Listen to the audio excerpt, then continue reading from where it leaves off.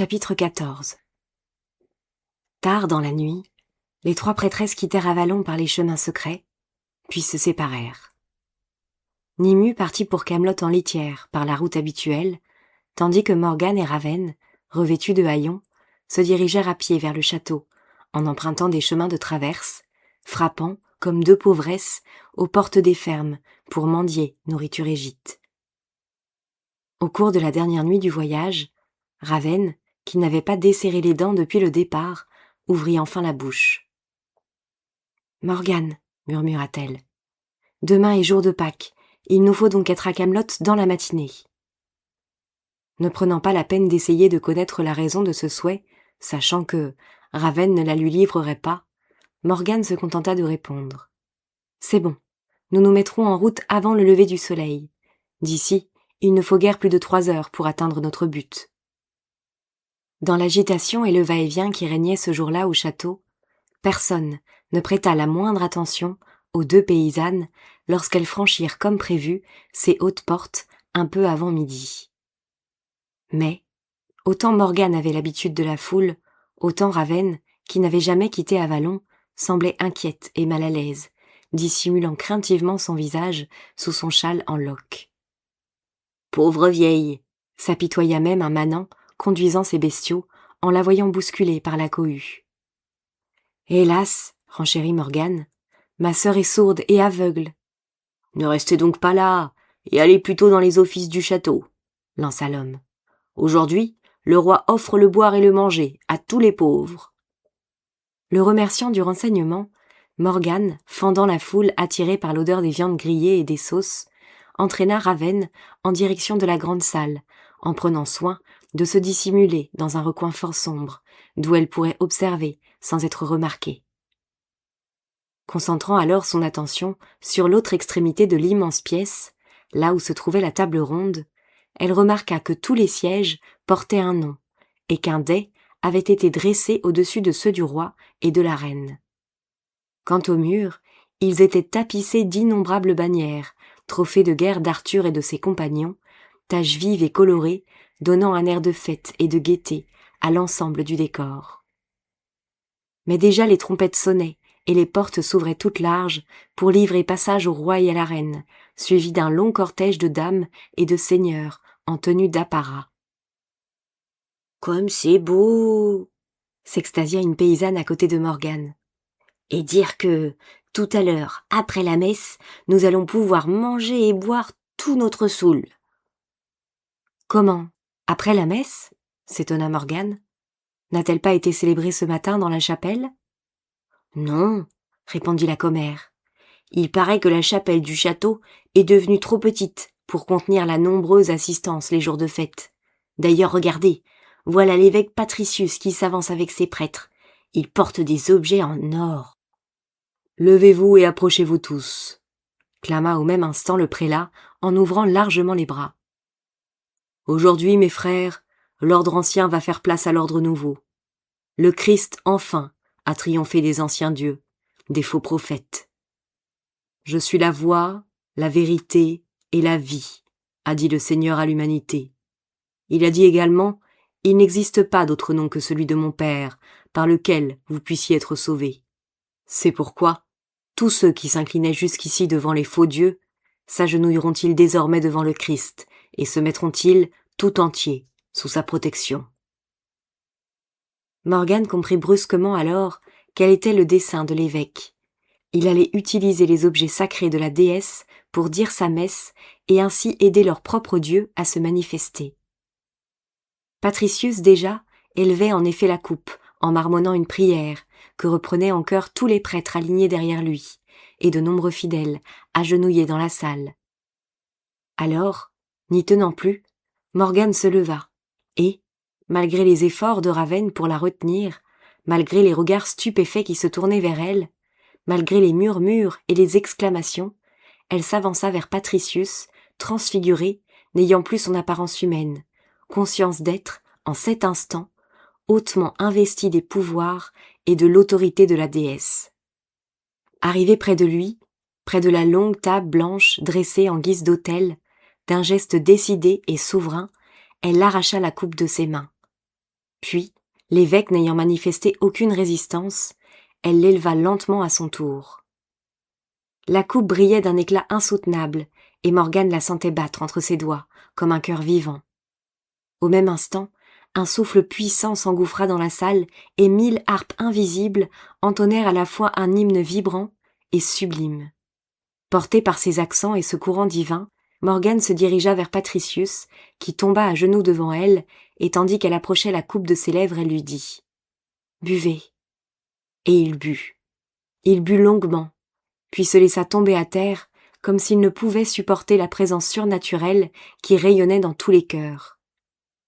Apparemment indifférente à ses transports, impassible, Morgane s'avançait désormais vers les premiers rangs de l'assistance, portant la coupe à bout de bras, à moins que ce ne fût la coupe elle-même qui se déplaça seule, entraînant irrésistiblement derrière elle la prêtresse. Arthur, lui-même, s'était agenouillé et recevait, dans le plus grand recueillement, la substance sacrée. À ses côtés, Guenièvre faisait de même et approchait ses lèvres de la coupe en tremblant. Jamais elle n'avait ressenti si grande joie et priait de toute son âme pour que même allégresse fût offerte à celui qu'elle aimait. À l'instant où elle ouvrit les yeux, la Vierge Marie, car c'était la mère du Christ qu'elle voyait, se dirigeait justement vers Lancelot. « Est-ce vous, mère ? Ou suis-je le jouet d'une hallucination ?» bredouilla-t-il, sous l'effet d'une extase véritable, alors que Morgane penchait la coupe vers sa bouche entr'ouverte. Oui, elle était leur mère à tous, sans exception. En ces minutes, la déesse agissait à travers elle. Des ailes innombrables semblaient palpiter dans l'atmosphère. Un parfum suave et inconnu envahissait toute la salle.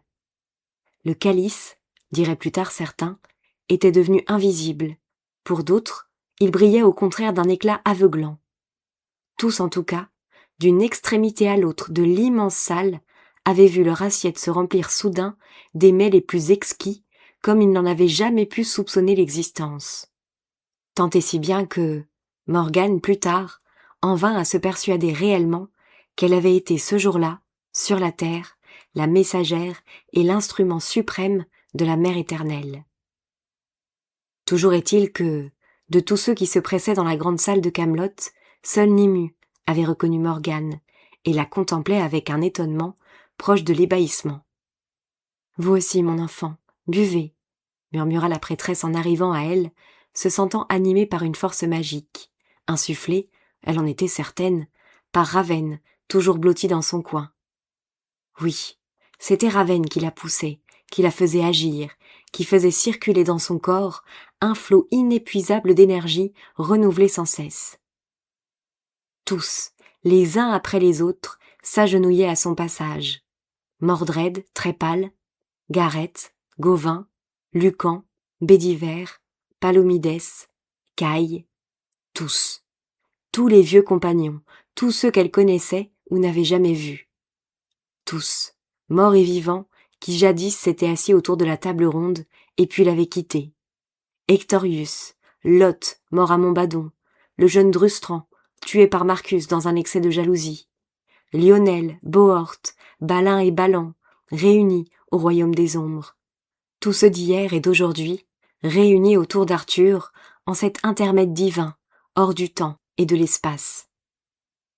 Le dernier avant Morgane, Kévin, à genoux lui aussi, porta la coupe à ses lèvres, puis la passa enfin à la prêtresse, qui, à son tour, accomplit elle-même le geste solennel.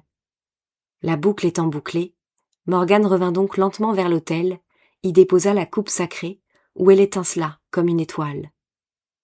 Maintenant elle avait un impérieux besoin de Ravenne, de sa présence, de son énergie, depuis si longtemps accumulée, de toute sa force occulte. Il fallait en effet que se manifeste la grande et toute-puissante magie. Point n'était besoin de rejeter Camelot hors de ce monde. Il s'agissait seulement de lui arracher à jamais la coupe, le plat et la lance, et de les mettre en sûreté à Avalon, de sorte que, jamais plus, aucune main humaine ne puisse les profaner. Tout se passa alors très vite. Morgane se sentit soudain portée par les mains de Ravenne et par d'innombrables bras qui venaient à son aide, La pièce parut le jouet d'une tornade venue d'un autre monde, et un flot de lumière aveuglante inonda l'assemblée. Si bien que, lorsque les visages éblouis se relevèrent, l'autel était nu et entièrement vide. « Dieu nous a visités, » murmura l'évêque Patricius blafard. « Et les objets du culte ont disparu. »« Oui, où sont la lance, le plat et la coupe ?» hurla à son tour Gauvin en sautant sur ses pieds. « Ils étaient encore là à l'instant. On nous les a volés. Il faut les retrouver, les rapporter quoi qu'il advienne à la cour. Notre quête durera s'il le faut plus d'1 an et 1 jour, tout le temps qu'il faudra pour affronter l'inconnu et comprendre. »« 12 mois, Gauvin ?» lança Galahad tout enflammé. « Moi, je consacrerai ma vie entière à cette quête. Oui, ma vie entière pour retrouver le Graal, le voir de mes yeux, le toucher de mes mains. » Arthur voulut alors prendre la parole, mais une telle fièvre avait saisi ses compagnons qu'il renonça aussitôt à son intervention. Pour lui, cette quête soudain si nécessaire pour vérifier leur foi et leur courage était la bienvenue. Elle allait les unir de nouveau dans l'ancienne ferveur, galvaniser leurs forces et leurs espoirs, comme autrefois dans les grandes batailles. Bientôt, ils se retrouveraient seuls face à leur destin, seuls pour leur propre combat. Oui, ces fidèles compagnons de la table ronde allaient s'élancer cette fois, unis dans une même quête, qui les éparpillerait pourtant aux 4 coins du monde. Mordred venait de se lever, mais Morgane n'eut pas le temps de lui prêter attention, car Ravenne venait de s'effondrer. Allongée sur le sol, totalement inerte, la vie l'avait quittée. Le poids sur ses épaules de la grande magie avait eu raison d'elle. Elle avait assisté Morgane de toute son énergie jusqu'au départ du Graal. Puis, l'âme en paix, elle s'en était allée, s'abandonnant sans résistance à vieille femme la mort. « Je l'ai tuée !» sanglota Morgane éperdue. « Je l'ai tuée elle aussi, et elle était la seule à n'avoir jamais fait sur terre le moindre mal autour d'elle. Il ne me reste plus personne à aimer maintenant. Plus personne. » Relevant la tête, Morgane vit alors Nimue quitter sa place, s'approcher de Kévin, lui poser une main sur le bras avec un regard tendre et entamer avec lui un bref aparté. Autour d'elle, chacun commentait, émerveillé, l'incroyable festin auquel il venait de participer. Comme Arthur, justement, se dirigeait vers eux, souriant, détendu, bavardant familièrement avec ceux qui l'approchaient, adressant aux plus humbles quelques mots bienveillants, quelqu'un vint lui apprendre qu'une vieille femme venait de rendre l'âme à quelques pas de lui, sans doute d'émotion. Venant lui-même se pencher sur la morte, il s'adressa alors à Morgane, vêtue à nouveau de haillons, courbée en pleurs au-dessus du cadavre. « Ma pauvre femme, c'est grande pitié que le malheur vous ait frappée en cette grande et joyeuse occasion. Dieu, sans doute, a voulu la rappeler à lui, à un moment béni, et l'a certainement conduite entre les mains des anges.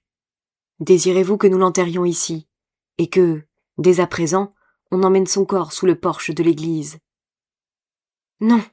répondit vivement Morgane, levant les yeux sur lui. Impénétrables, leurs regards se croisèrent. Arthur l'avait-il reconnu? Elle ne le sut jamais car il ajouta simplement. « Peut-être alors, préférez-vous la ramener chez elle? Demandez donc à mes sergents qu'on vous prête un cheval qui portera le corps. Vous n'aurez qu'à leur montrer ceci de ma part. » Tendant un anneau à Morgane, il eut pour elle un dernier geste de compassion et s'éloigna paisiblement en se mêlant à la foule. Aidée par quelques femmes, Morgane transporta au dehors le corps de Ravenne et obtint facilement la monture proposée par le roi. Il ne restait donc plus qu'à retourner à Avalon. Sa mission à Camelot était terminée. Mais, cette fois, elle savait qu'elle n'y reviendrait plus. Pendant ce temps, l'agitation avait atteint son comble dans la grande salle de Camelot. Chacun parlait, questionnait, s'étonnait. L'un avait vu un ange, l'autre une jeune fille éblouissante. Un autre encore, une lumière divine, insupportable aux yeux humains.